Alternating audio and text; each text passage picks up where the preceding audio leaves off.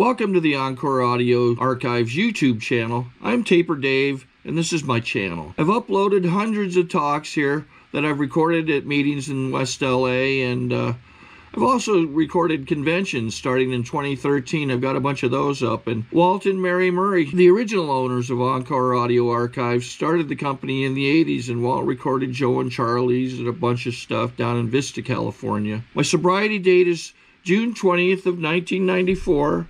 I hope you find something you like, so please like and subscribe to my channel and comment down below. If you want to hear something that I don't have or that you don't see, I'll see that I get it. Anyways, take care and have a great day if you want to. Hi everybody, my name is Annie Daniels and I'm an alcoholic. Hi. And what a warm welcome I got from everybody. Thank you so much. Is anybody having fun? Yeah, this has been, so far, it's been great. Of course, I wasn't sure if I was going to have to put on my pajamas waiting. Just kidding. Where's it? Get up here. Just kidding. I especially want to thank Karen and Daryl and for asking me to come out in the committee, and Alexa is, what a great, well, she's just a bunch of fun. As soon as I saw that ink coming toward me, I felt at home. So they've all been great. I've met Karen and Daryl, I don't even know how long ago it was now. A couple of years ago, we came out for a quick trip and met them, so it kind of feels like old home. And it's good to see those of you I met. Of course, I can't remember any names. But my sobriety date is November 28th, 1983. My home group is the Trinity Site Group in Alamogordo, New Mexico. And on any given night, we have between 6 and 12 people attending the group. There are a few bigger groups in town, but that's about it right now. I travel, I get around quite a bit, as you'll hear, and I got sober in Southern California with one of your speakers and his wife, Karen, and she and I have gone to women's meetings for years together, off and on, and I still get out there, and what a great place that was to get sober. But Alcoholics Anonymous, it works, small or not, in my little town, and I'm amazed at how good you alcoholics look. And I don't know if there's any newcomers in here or not, but I was told to tell what it was like, what happened, and what it's like today, and that's basically what I'm going to do one more time. And hopefully, I won't have to enhance it too much or twist it around as a good alcoholic. But when I first, my first memories of being in a meeting, I remember sitting in the front row of a meeting. It was in a hospital. I was beat up. I was battered. I had 2 black eyes. I had anywhere between 30 and 80 stitches running through my scalp and my knees. I had that look, that Johnny Walker tan, red label, and I had that potato body with 2 sticks under it, and I just had a good alcoholic body. I had on a pair of jeans that were way too big. They were my brother's jeans because I really didn't have any idea where my clothes were. And I sat in that front row. I didn't dare take a cup of coffee because I couldn't hold a cup of coffee. It would leave my hand by itself. And I have to say I was the happiest I'd been in years and years. I was so excited to be there. For once, I didn't care what I looked like or what the circumstances were. I was just so excited that I might have one more day sober. And it was really convenient because all I had to do was, I was in a hospital, as they say, this meeting, and I was actually a patient in the hospital at the jitter joint there, and all I had to do was go upstairs to go to bed, and I got to come down to a lot of meetings until I got better. And all I could say to myself is, how did I get this way? How did my life come to this? I was 27 years old, and I couldn't believe it. But on the other hand, I was like, how could I have another day sober? How could I be so fortunate? I'm going to do whatever they say. For the first time in my life, I was willing to do anything that was asked of me in Alcoholics Anonymous, because finally I was not different.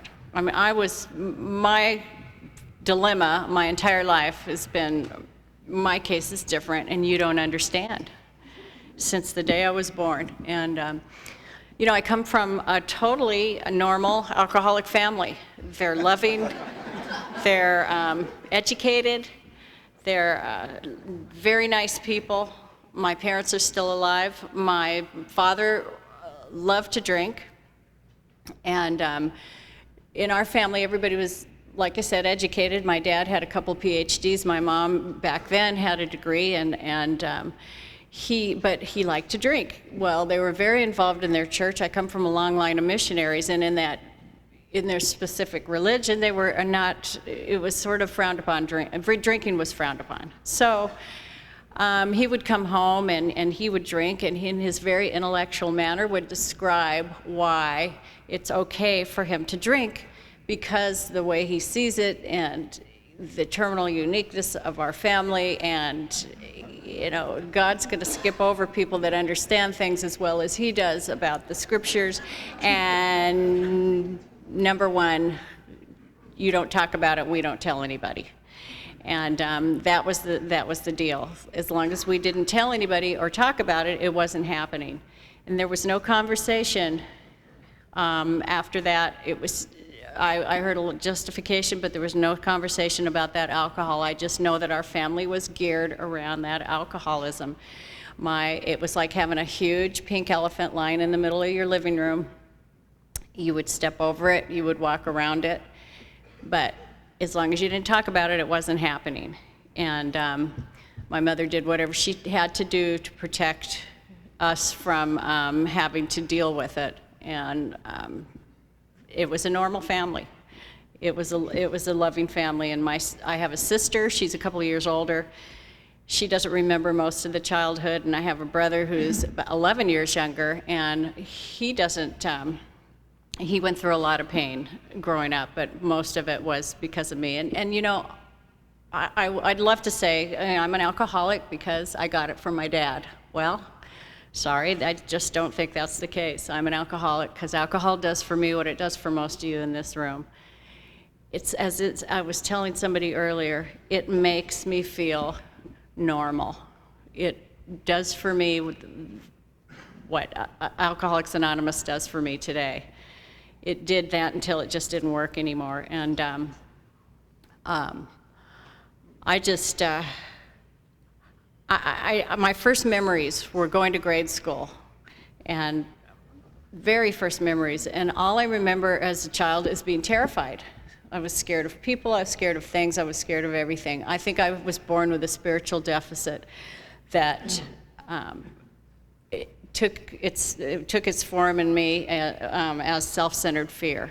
I've been a scared little kid since my first memory. I remember my parents letting me out for grade school, and I walked into kindergarten, and all I could think was, I don't want to get out of the car. Those kids aren't dressed like me. I'm not going to fit in. They won't understand. And I was terrified. And I don't mean just a little scared. As a kid, looking back and talking to people, terrified to talk to anybody. I was clinging on so tight to my mom, and life was too frightening for me. The whole world revolved around me. The whole world was watching me. Just a terrified little kid. And my memories were, that's the way they were. The drinking at home and the scared little kid. Went along, learned how to live life. And you know, it's funny, my sister she's not alcoholic, my brother's not alcoholic.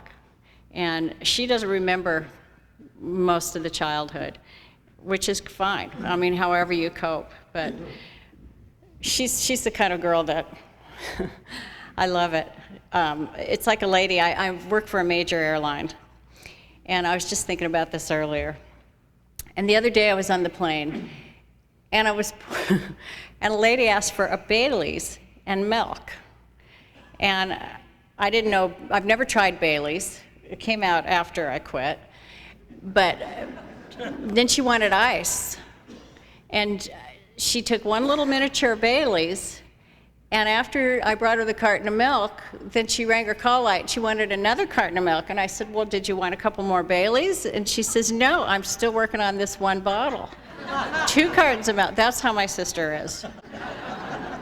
It's crazy. And then you have me. I'll tell you about my first drink. There was a lady I had on the other day on board. She was a doctor. I was coming from South America. And she had an accent. She seemed very intelligent and just, you know, another one of the 200 people on board. And I remember asking her, for some reason I remembered her, and she didn't want anything to drink, maybe a water, or then later I think she had orange juice, and then another orange juice. And then next thing you know, there's somebody leaning out in the aisle like this, bobbing. Turns out we had to put handcuffs on her. It's a long story, and we found in her seat back pocket, she had bought a bottle of vodka and duty free, and accidentally drank the whole thing. You know, that's the difference between my sister and myself. She is worried about her weight because of the milk she drank, and I'm already going through the whole fifth of vodka. And then the lady comes to an hour from landing on an 11-hour flight and wants to know where her purse is, because didn't remember a thing, and is indignant that we've moved her. And I took a nap, and this isn't my seat, and doesn't remember a thing. Hello, that was me. But I don't know. I went through my childhood, and I snuck out of windows to get out of the house and hang out with the other kids, and kind of ignored what was going on at home. And I had everything I needed in my childhood, anything a kid could want. We didn't have a lot of money, but it was a good childhood, and as far as I can remember. Junior high comes along, and my friends start drinking, and I'm thinking, I'm not going to drink because I've seen what alcohol can do to you. So I kind of would pour it in a bush, or, you know, would do whatever I had to do not to drink. And then one of my friends comes up to me, and somewhere along the way in junior high, and says, Annie, we're going to go out, would you like to come with us? We're going to go out with these guys that are about to start college, and they're really, really cute, and they're going to have a party at their house. And I said, well, sure, I'll go. I'll find a way to sneak out of the house. And we went over there, and for some reason this night, they were serving 151 rum and Coke. And I had a couple of stiff ones, drinks that is, and next thing you know, that's when my life started. I just, it's as if somebody turned the lights on. Everything was in Technicolor. I could breathe, and I just thought, oh, this is what it's all about. Okay, now I get it. This is what living's about. And, you know, it wasn't a conscious thought connected to the alcohol, but every time I could go out, I'd get that alcohol, and I drank like I was going to the electric chair in a half hour. Every time I started, I just kept drinking, and you know, I did okay in school. I got into high school, and you know, as we do, it just progressed. It really picked up, and somewhere along the way in high school, I was, you know, my dad's drinking was progressing too, so the alcoholism was rampant in the home, and my mom was miserable, and I'm running out. I'm always gone, and they're complaining about that. And on one hand, they don't want me home, but on the other hand, I'm always gone. And what was I doing out there with those kids?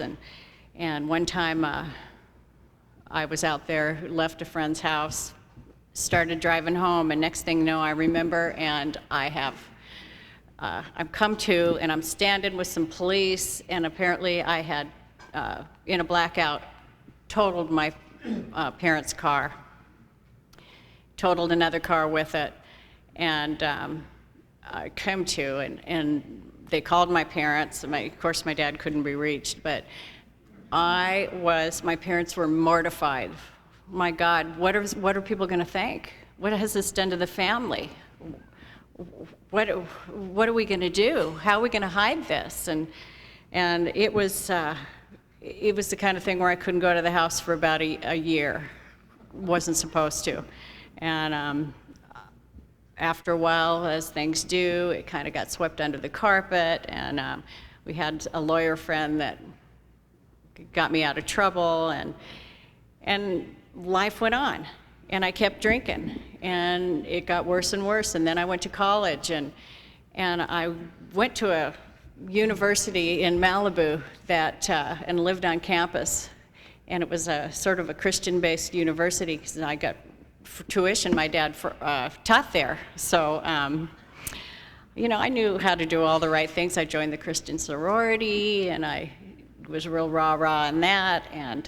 And then I had the other group of friends, and I'd dive under the bed and get my bottles and go out and drink. And I've started living that double life, and just drank as much as I could, went to school, and worked. I had a couple of jobs, and alcohol started creeping into other areas of my life. I had one job where I was a cocktail waitress, and I was, as I always am and was, a nervous wreck, scared of people, and I just learned to walk through it the best I can and wait for that drink every night. And I went to this job, and it was a dark restaurant on the ocean, and it had a lot of atmosphere. And one of my friends said, the bartender said, Annie, would you like a little shooter? I'll slip it to you. Of course, we weren't allowed to drink on the job. And I did a couple of shooters, and next thing you know, I'm like, oh, my God, look at these people. They're fabulous. I love this job. Did they turn I'd go into the walk-in refrigerator and put my foot against the door and take that big jug of wine and go, and then go out and go, oh, can I help you? I was just, and the problem with that is what happened to me from there on till I quit drinking eventually is that once I did something with alcohol behind it, I never did it again sober. I was afraid to ever do it again sober, so I never went to that job again without finding a way to get alcohol. And I worked in a children's clothing store, and I'm going to college full time at the same time, and I would go to West LA, and I'd go to this little family-owned clothing store, and I learned that it was real family-owned. I was the only one there that wasn't Jewish, and they'd let me into their family, and I had to sell the stuff, and I was so nervous, and so they started trusting me, so they left me alone with the store. So I found out, just a little nip at lunch, and I came back, that was it. There was a fifth of vodka in the back of the toilet from then on, and I got kids coming in trying on shoes, and I'm jamming their feet into the shoes to go, hey, perfect fit, shall we wrap it up? How about 2 pair? And I started stealing the clothing, and I just started to become a liar, a cheat, and a thief, and I started selling the clothing on campus, and I started doing things that I had no idea why I was doing, and I was working those 2 jobs, drinking, going to school, and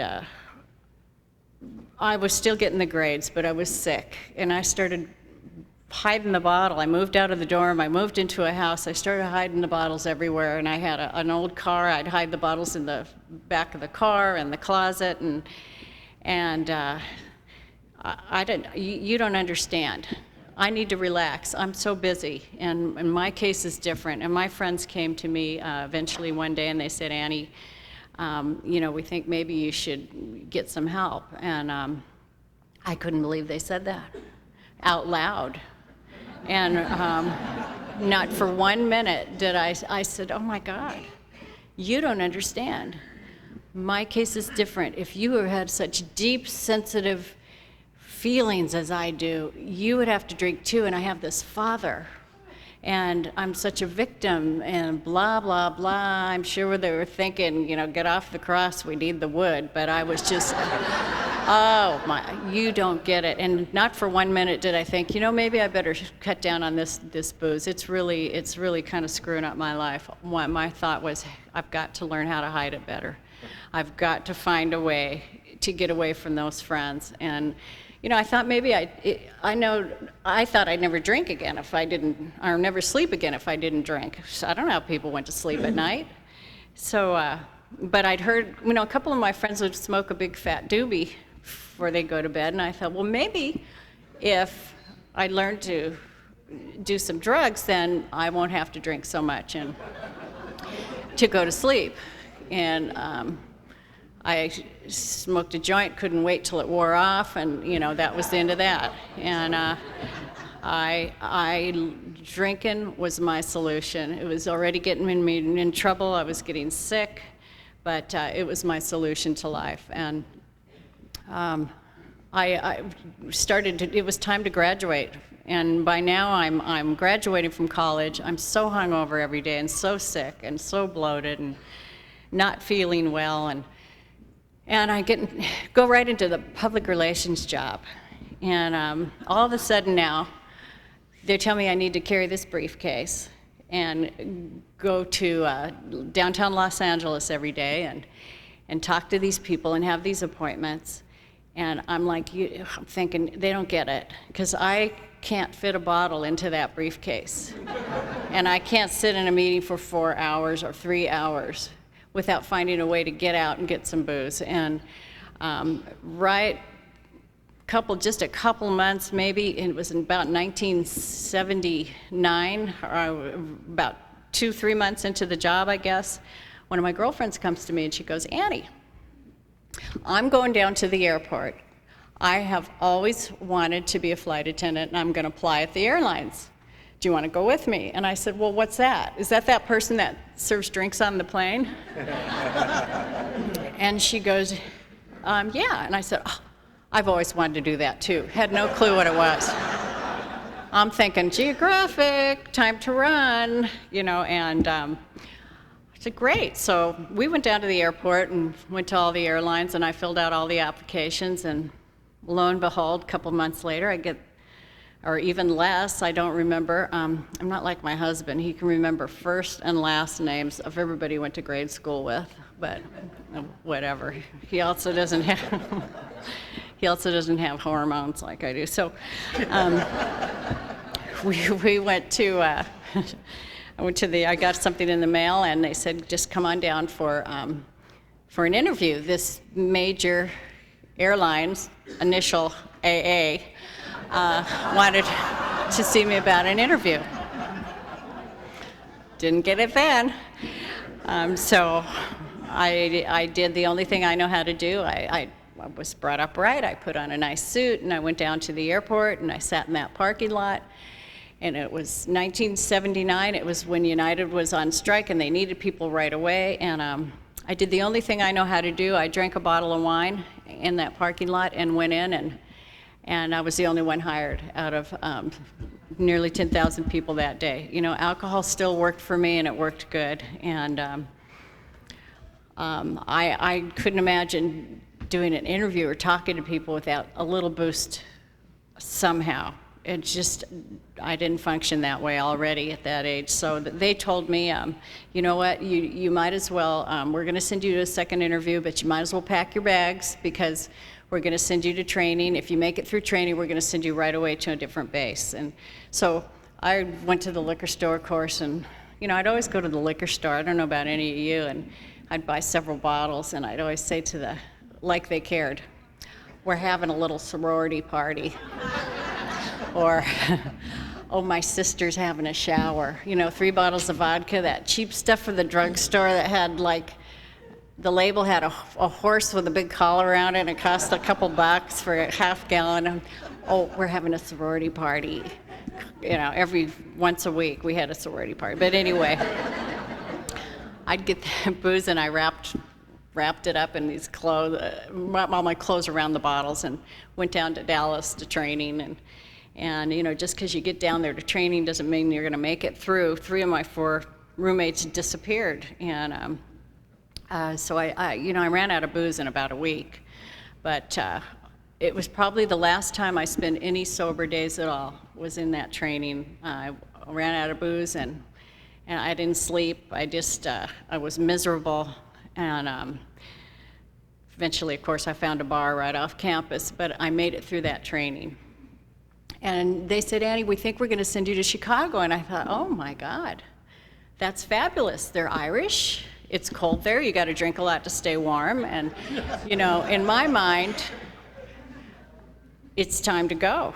And these people were really, really fun, and nobody knew me, and it was time to go. And so off I went to Chicago. And my drinking just progressed, day and night. We all partied, and I had all this permission, all these young kids. I was 23 years old, and we lived, 4 of us in Chicago, and we had beepers, and we would get called out in the middle of the night, and we might be at a bar, and our beeper would go off, and you know, it's not like it is today, and we would scramble to get to the apartment, get our uniform on, and get to work. And in the first 6 months of flying, back then we were on probation, and they had to check they'd come on and surprise you and check different sort of phases of flight, make sure you were doing it all according to procedure, and you couldn't miss a day of work. And it was a big test. And one day we had been out the night before, of course, because by now I'd take that miniature kit, used to hold 78 little bottles. And I remember one time I put my wallet and everything in my purse in my suitcase, and I just dumped the liquor kit into my purse, zipped it up, and went home, because that was going to last me a couple days. And but this supervisor came on board, and she said, Annie, we're doing a check ride on you today, and we'll be checking your phases of flight. And I was early, and I was shaky, and I was sick, and I thought to myself, there's no way I can pour a drink or hold a cup of coffee or push a cart without something. And I was terrified and shaky and sick, and so it occurred to me, I thought, it's worth it. It might mean this job, but I'm going to go into the lavatory. And I took a couple of miniatures of vodka and belted them down and stuck a piece of gum in my mouth and went out, and sure enough, the service went real well, and eventually I made it off probation. But unfortunately, that same thing happened to me that always happened. I never thought I could ever fly another flight without alcohol. And so then the work began. It was a lot of hard work drinking like I drank, and eventually then I started carrying a flask that held a little over a fifth of vodka, and it was plastic, and it was just gross. It had lipstick caked all around the rim, and but I carried that flask, and when that thing would get a third down or a half down, I'd already start worrying about where I was going to get more vodka to fill it up, and I may go in the lavatory and fill it with the miniatures, or I just always had to have my supply, and I was drinking more than daily, and I'd have it in my tote bag, and all the gum I chewed and the perfume, and meanwhile I'm getting on layovers, and I'm looking in the mirror and I'm saying, what's wrong with you? What is wrong with you? Why do I drink this way? And then I'd spit in the mirror at myself. I'd hated myself, and then I'd take another drink, because to me there was no option. If I can't drink, I can't live. I mean, it had become my solution for everything, but hiding it had become a full-time job. But I would go to any length to protect my right to drink. And I'd go in that lavatory, and I'd say to the girls, they'd all go in and say, hey, I'm going to go in the lab. I'll be in there putting on lipstick and freshening up. And they'd take their little tube of lipstick in there, and I'd say, yeah, I'm going to go freshen up too. And I'd take the tote bag in there, and I'd be bumping against the doors, and I'd be in there going, and then I'd little gum, and I'd come out, and I'd go, I'm fresh now, And it was constant around the clock, and I just, you know, and it wouldn't be right if I didn't tell you, though, that we still had some fun times, but the kind of behavior that I started, the things I did behind alcohol were a little bit insane. And I sort of ran my welcome out in Chicago, and I felt like it was time to go, so I transferred back to LA and met a bunch of people there and drank the same way. And we would fly we'd fly a couple months together, the same crew. I was with one crew for a couple of months, and party. It was just, we were all in our early 20s and drink and party on the layover, and we were 1 month flying where we'd end up in Ann Arbor, Michigan. And the layover there would be like 40 hours. So the whole crew said, okay, next time we're all gonna bring our roller skates and we're gonna roller skate around the campus. And I thought, oh my God, that seems like a lot of work. But then my next thought was, I'd had a unicycle as a kid. I said, I could bring my unicycle and roll it. You guys ride your skates, I don't have any, and I'll ride my unicycle. And they're like, oh yeah, bring it. Like, that's sane. So I brought the unicycle, and we were on the DC-10 and walking through the terminal. It was an all-nighter. We'd fly first to Oklahoma City, and then to, somehow we got to Michigan. But I'm rolling the suitcase and rolling the unicycle, and got to the DC-10 and went to the back of the plane. There was a long, skinny closet, and I put it in there. Well, I'm about halfway through the flight. The captain calls back. Now, if it tells you anything, this captain's been sober now quite a number of years, but he wasn't yet. And he says, Annie, we used to get paid, we weren't computerized. If you didn't fill out this pay sheet, you didn't get paid. And the captain had to fill it out. He says, I want you to get out that unicycle and deliver your next tray of drinks, riding that unicycle down the aisle. And I said, there's no way, Captain. And he said those words that always did it for me, I dare you. And I said, well, there's no way. And he said, I'm not turning in your pay sheet if you don't. I dare you. And so here I am rolling down the aisle on the unicycle, delivering drinks. And everybody's up, and the lights are on, and everybody's clapping and singing, and never got in trouble, thinking it's totally normal. Some years after I got sober, I started, you know, I remembered the story, but, you know, I thought, God, it was just insane. I wonder if it was really that crazy as I remember. And I was somewhere speaking on a little panel, and one of the girls happened to be a flight attendant. And I didn't even remember who the purser was on it, but after I spoke on the panel, she got up. And she said, before I start, I just want to say I was the purser on Annie's trip. She's sober, obviously, now, too. She said not only was she riding a unicycle, but she had little red glasses with bulbs flashing all the way down the aisle. So, that's normal. And we would have 3 carts in a row. The first cart would be trays. The second cart would be, this is the old days, would be entrees, and then the third cart would be beverages. And I loved that tray cart because, you know, no matter what condition I was in, I just had to go down. Would you like to eat?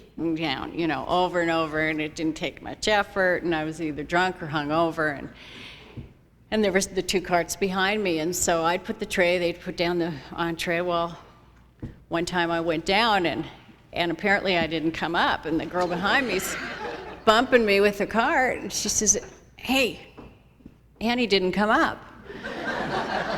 Annie, and I'm down there, so she crawls over the seat, and I guess I was so tired all the time. I'm tired, never drunk or hungover, tired.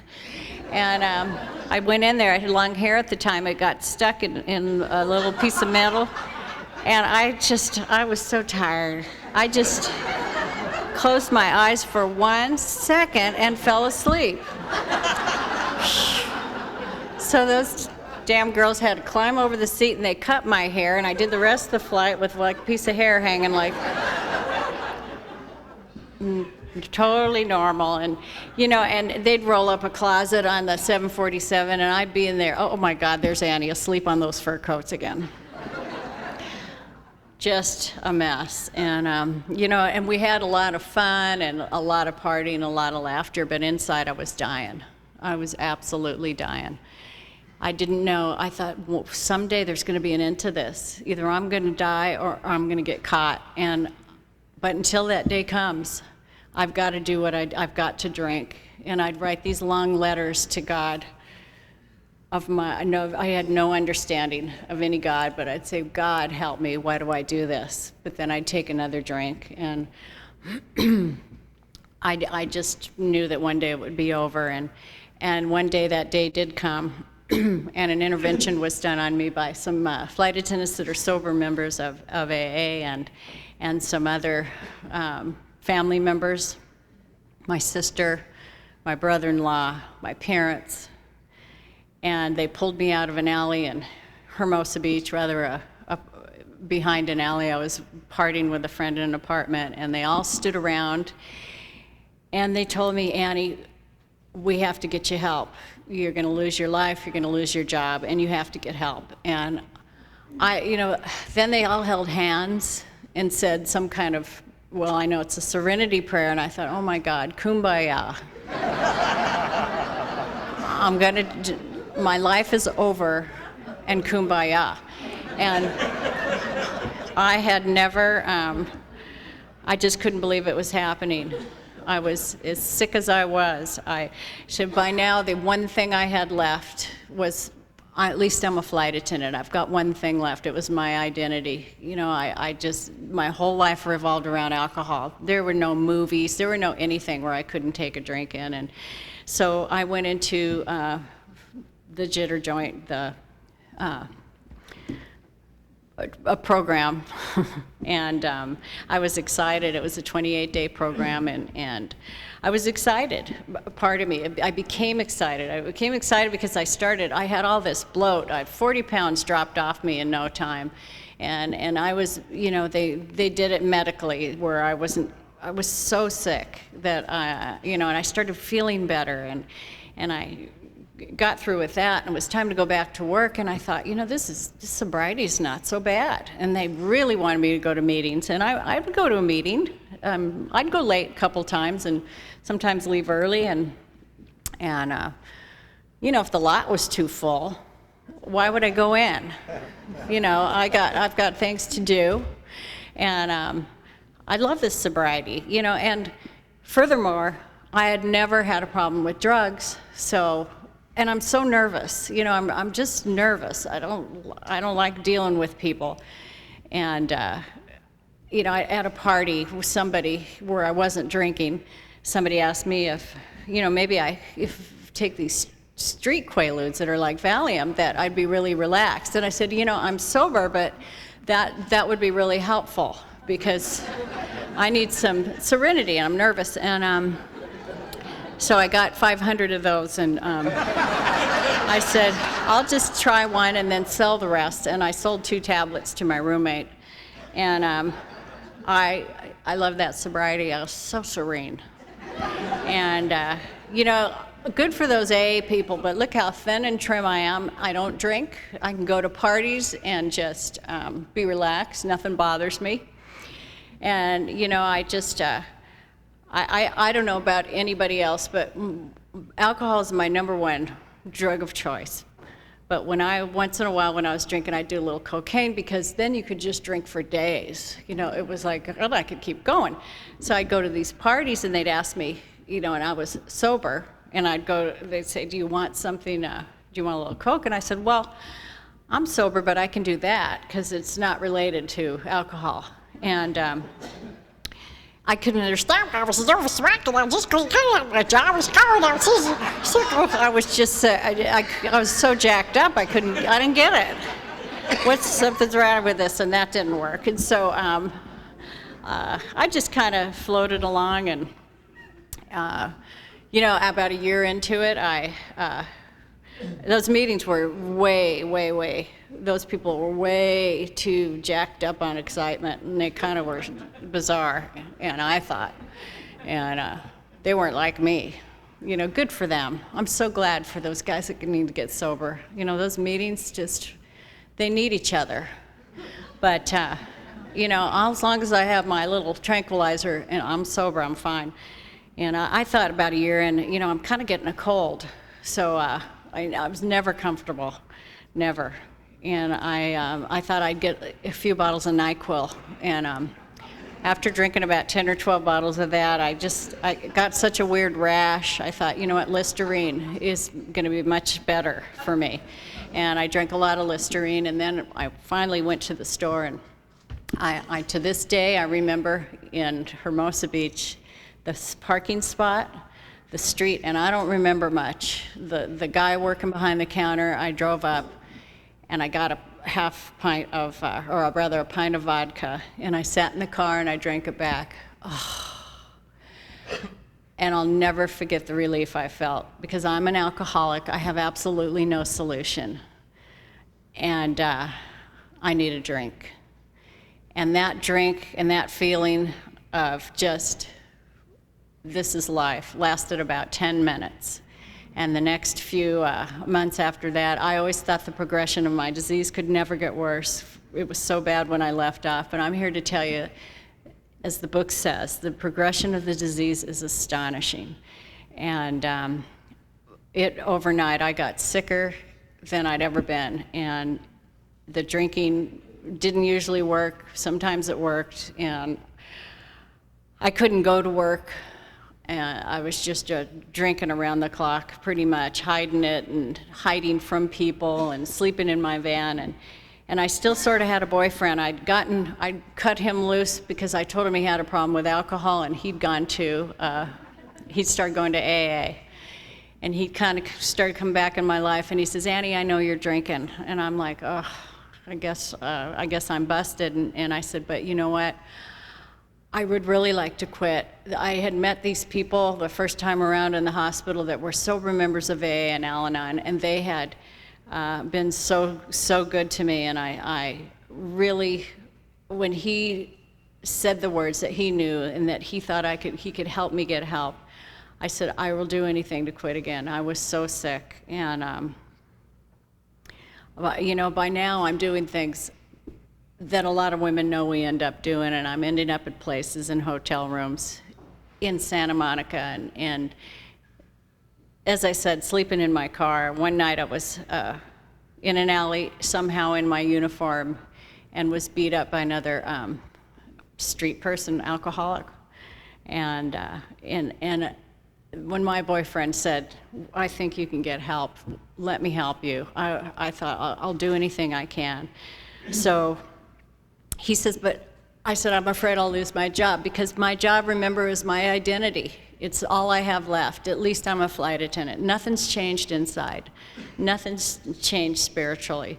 I have a spiritual deficit in the form of self-centered fear that's killing me, and other things. And he says, we'll drive up to Santa Barbara up in Northern California. We'll get a hotel room. You can just drink all the booze you want to drink, and then we'll come back and we'll go to AA, and you'll be fine. And so we did that. I stayed a couple days and stopped drinking, and we were driving back home, and all of a sudden I see all these green dinosaurs jumping across the road, and I wake up and I'm in a hospital, and I'd had my very first of mini grand mal seizures, trying to come off alcohol. And when I got back, I said, I need to be left alone. I called those people I had met from AA the first time around from the hospital, and they said they'd take me to meetings. And I told that boyfriend to go ahead and do what he had to do. And I would get to my apartment, and by now I'm living in a little one-room apartment in West LA.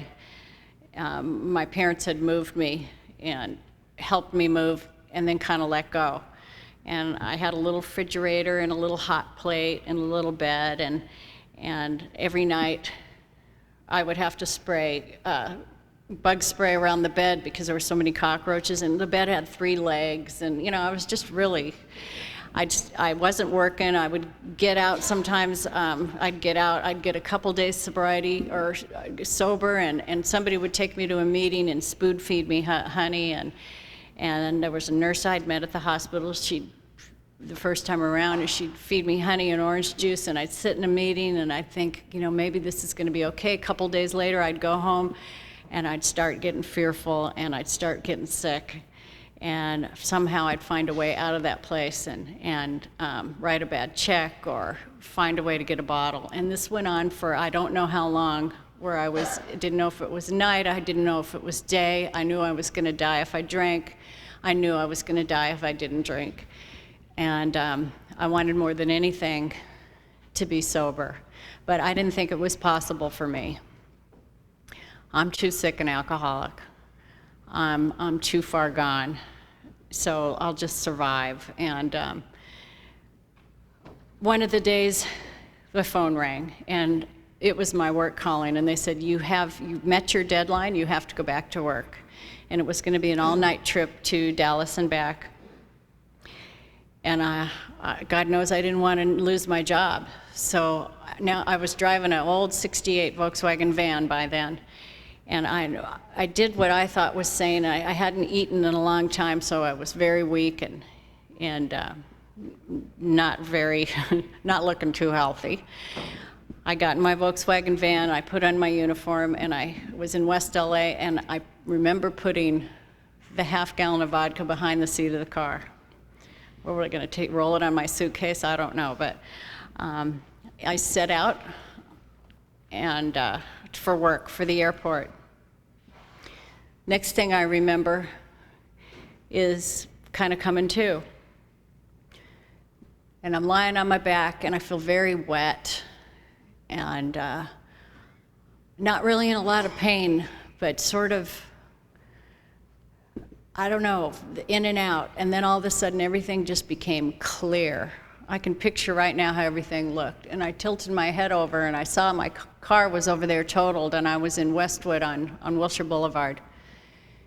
And then I realized that I was wet because there was all the blood on myself, and I looked around, and the lights were flashing, and everything became crystal clear. And a face came up to me and looked at me, a kind man, and he smiled. And I looked at him and I said words I'd never said before. I said, I'm an alcoholic. I can't stop drinking, and I need help. And he said, it's okay. I'm a sober member of Alcoholics Anonymous. I have 7 years. It was the policeman. And so that policeman put me in his car. And, he took me to UCLA Hospital there. It was a university hospital. And I found out later I'd gone head on into another car. And they weren't hurt. The other party wasn't hurt. But this policeman had 10,000 accidents. Why he took me, he took me because he took me. And he took me to the hospital, and he stayed with me. He didn't stay at the scene of the crime. And he stayed with me at that hospital, and he told the nurses, this girl is alcoholic, and I said yes, and I can't come off this alcohol without having seizures, and did what they needed to do. And of course, I don't have a car. I didn't live far from there, but I had a major surrender and awakening. And one of the nurses took me home next day too. I guess I stayed the night, I don't remember. Took me home to my little apartment, and I don't care how big a surrender I've had, but I'm an alcoholic, and I still don't have a real solution. And I sat in the apartment, and I looked around and thought, maybe there's just a little something in one of these old bottles to take the edge off. And there was, for the first time, wasn't even any shoe polish or perfume, not a little inch of vodka, nothing. And I said, oh, God, help me. And the phone rang. And it was this flight attendant that's a sober member of Alcoholics Anonymous. And she said, Annie, they've made an exception for you, and we have a hospital room for you. and you're going to be okay. And that's when I was sitting in the first row of that hospital meeting, full of stitches, didn't care. So happy to be sober, and I was so excited to be sober. I just knew it wouldn't last, though, because I know that I'm powerless over my alcohol. I was afraid I'd just be driving along and a drink would be in my hand.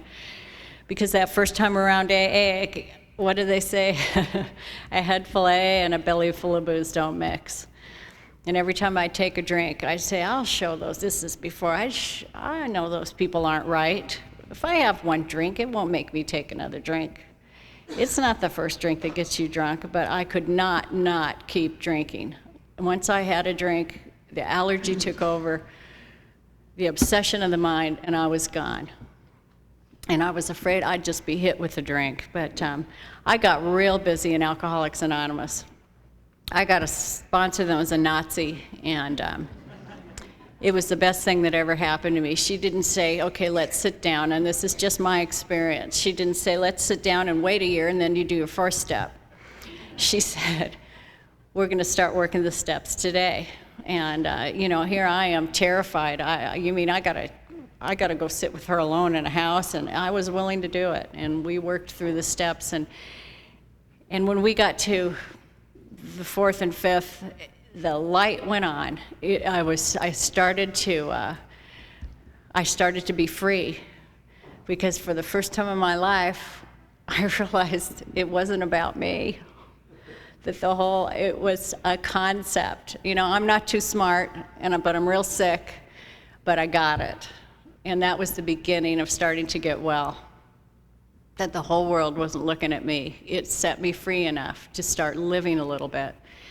And I had to go, if I didn't call her, she'd call me, and she'd say, have you made that amends yet? I had to call those people in that clothing store and tell them I had stolen their clothes and get that money back, $10 at a time, or whatever I had at the time, which wasn't much. And I had to make those amends, and then it came time to go back to work. She said, you need to go to work right away.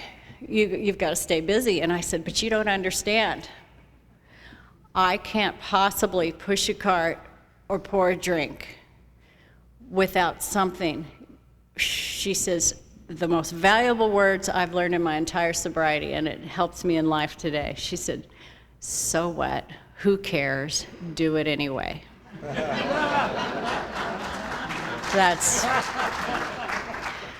So every time I'd say, but wait a minute, I'm serious. I start shaking, and everybody knows that I might be an alcoholic. So what? Who cares? Do it anyway. God's the answer. Now, what was that question? Every single time.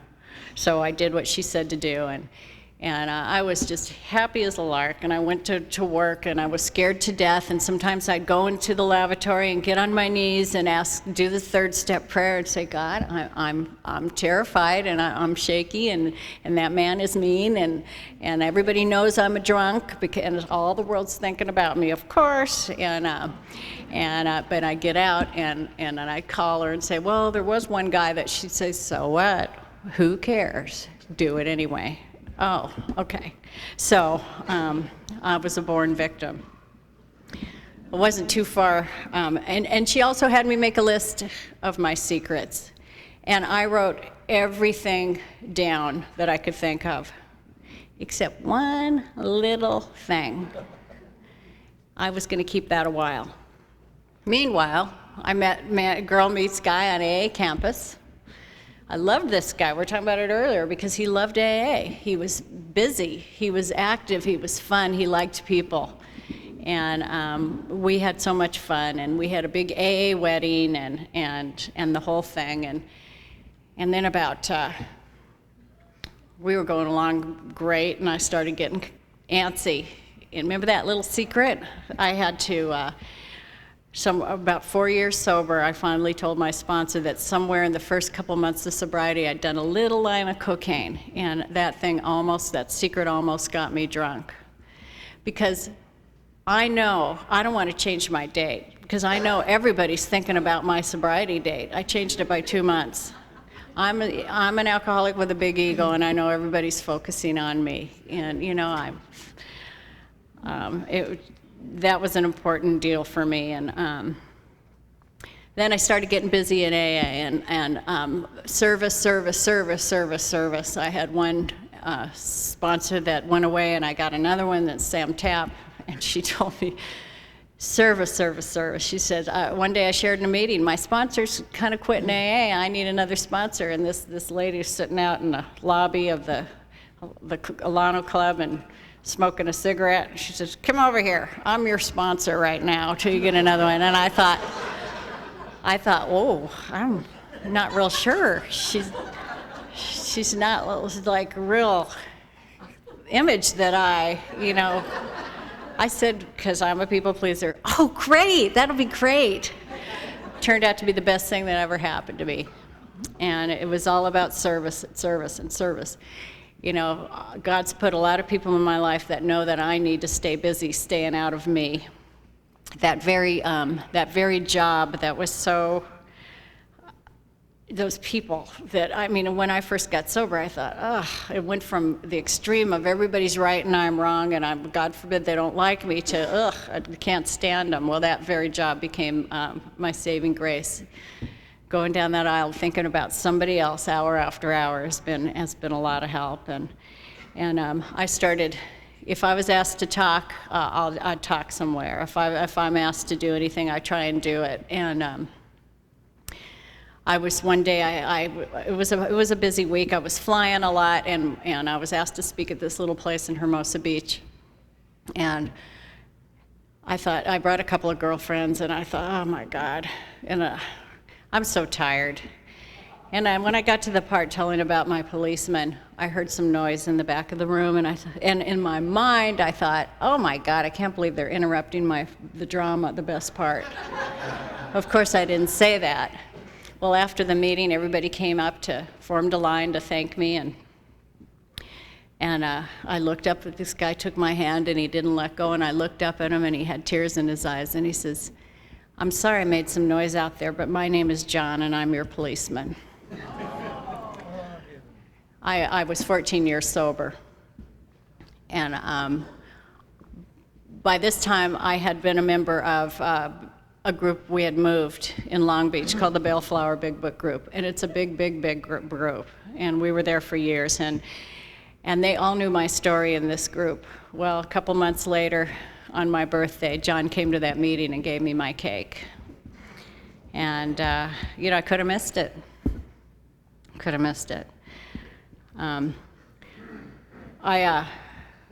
My husband came down with a disease, a kind of a rare autoimmune disease, and he was kind of circling the drain there for a while. He was pretty sick, and they diagnosed it, and he got better, and then he'd get worse, and then he'd get better, and then he'd get worse, and the reason I bring that up is because there's no fellowship. I want to thank the Fellowship of Alcoholics Anonymous. Everybody was there for us. Food at the house, lines at the hospital. And when he was in that hospital, he was at one point in a cancer ward, and there was a boy next to his room that was dying. He was in his 20s, and he was dying of pancreatic cancer. And the doctors would find him in the night, find my husband in the night, with rolling all his, whatever they are, drip bags and all that, over to be with this kid. And then the doctors would see all the people streaming through, and then to see Roger, my husband. And then when I'd have to fly, I'd have other sober flight attendants or friends. They would stay in the hospital with Roger. And these doctors at the hospital, they just didn't know what was going on. And as a tribute to Alcoholics Anonymous, towards the end, when he started getting better, they said, we don't know what you've got going on. We don't know we know it's not your family, but it's your family. But we've never seen anything like it. It's amazing. Everybody would come visit this other kid. They'd visit my husband. What a journey. My sponsor always also tell me, she said, if you go to a place where you see and feel God, go there often. And so at one point I had gone back to visit my sister in New Mexico and make amends. I'd stolen a lot of her furniture, I'd done all kinds of things, and I wanted to start meeting her family, getting to know her family and making amends, and that's where I see and feel God. And eventually we moved there. And we've been there now, I guess about 12 years or so. It's absolutely beautiful. But I do get to LA quite a bit. You know, service is, for me, it's taken all kinds of forms. I've had opportunity to go over with, on these medical missions, over to Cuba and Chile and Uruguay and other places, and stay hour after hour with these doctors helping kids. And the other day I went onto a military base, and mostly I go to work and I show up and I try to be as nice as I can be, and I try to give it back and not think about me. And it's all what I've learned here in Alcoholics Anonymous. You know, I told these kids at the base the other day, in the military base, when I was talking about alcoholism, they said, one of them at the end said, why are you here? And I said, well, to be honest with you, maybe you'll hear something from me that you can relate to, but to be more honest, I'm not going to have a drink today. And that's why I'm here.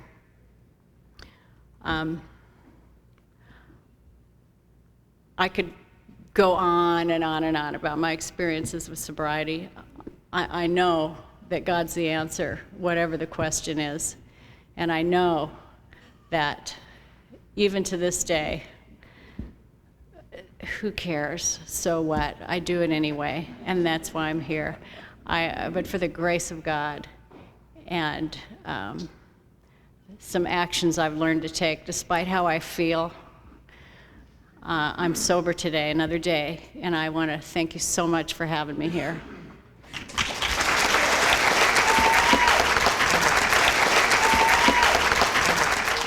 I think we got a great talk going on here. Thanks for watching the channel. Taper Dave here.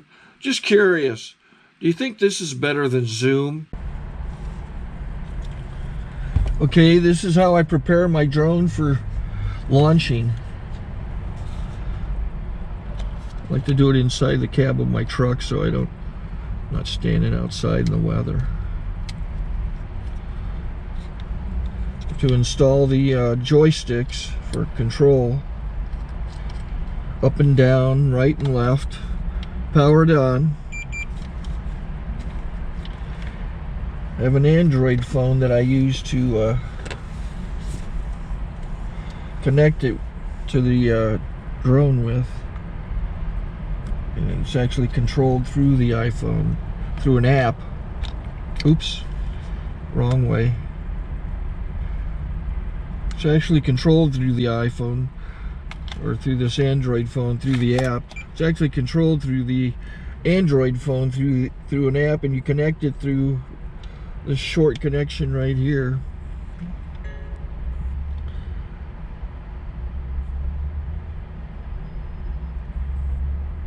Remote control connected. Remote control's connected. So I pull out the drone. I have to extend the legs. Long legs extended first, then the short legs. Remove the gimbal protector. Set that aside, then power it on one short burst, then one long burst. I lay it down. So I have to go to calibrate. So the drone's not connected yet. It shows you here as this drone gets disconnected, even though the remote's powered on. So the drone has to establish it's connected. So I go into the app to calibration mode. First I'll calibrate the remote controller. Start calibration. Out, in, Oop. Out, in, up, down, and then this little wheel is to control the gimbal. So it's calibrated. Go to gimbal calibration, start calibration, and then it calibrates the gimbal. I don't know if that shows up. The gimbal's moving all over the place. Changes, you can see it on the video. And I'm calibrated to take off. It's acquired 7 satellites at the moment. There are 26 satellites up in the sky, which it has to acquire before you can take off. So it's connected. It's got enough satellites. This is white. I can go to press this little arrow button, swipe right to take off, and it would start the motors if I slid this to the right. But I'll wait till I get outside. Don't want to do it inside.